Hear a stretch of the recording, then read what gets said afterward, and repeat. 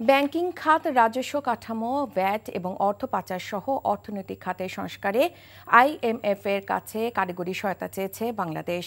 কিভাবে এবং কোন প্রক্রিয়ায় তারা সহায়তা করবে আগামী অক্টোবরে আইএমএফ এর বোর্ড মিটিংয়ে সিদ্ধান্ত হবে বলে জানিয়েছেন অর্থ ও বাণিজ্য উপদেষ্টা ডক্টর সালাউদ্দিন আহমেদ।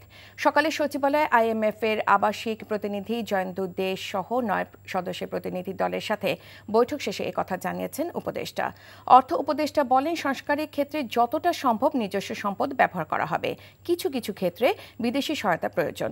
আইএমএফ বাংলাদেশে বড় উন্নয়ন সহযোগী, তাই তাদের সাথে অর্থনৈতিক সম্পর্ক আরও এগিয়ে নিতে চায় সরকার।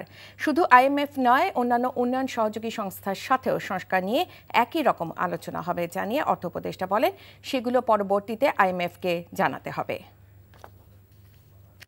আইএমএফ একটা আমাদের অন্যতম বিষয়। আইএমএফ যারা সাধারণত ব্যালেন্স অফ সাপোর্ট দেয় এবং এটা ব্যাংকিং সেক্টর এবং রেভিনিউ সেক্টরের জন্য অত্যন্ত গুরুত্বপূর্ণ একটা বিষয়।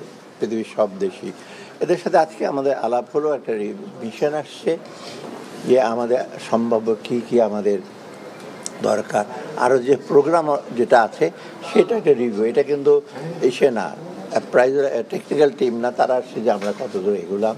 এবং আমরা বলেছি যে আমাদের মোটামুটি সংস্কারের বিরুদ্ধে আমরা পদক্ষেপ নিয়েছি, ব্যাংকিং সেক্টরে বলেন, এনবিএর সেক্টরে আমরা নিয়েছি।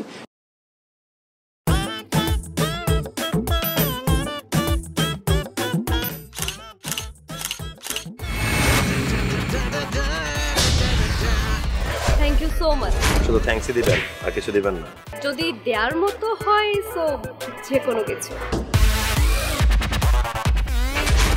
খুব খুশি লাগলো আপনার সাথে ডিল করে। Deal done. হ্যাঁ, 50 লাখ।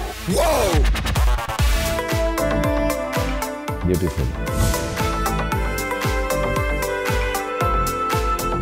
আমি চাচ্ছি এই থার্ড ডেতে তোমাদের এনগেজমেন্টটা করে ফেলো। এখানে তো রতন নামে কোনো কিডনি ডাক্তার নাই তো। আপনি চিটার বাটপারে পাল্লায় পড়ছেন।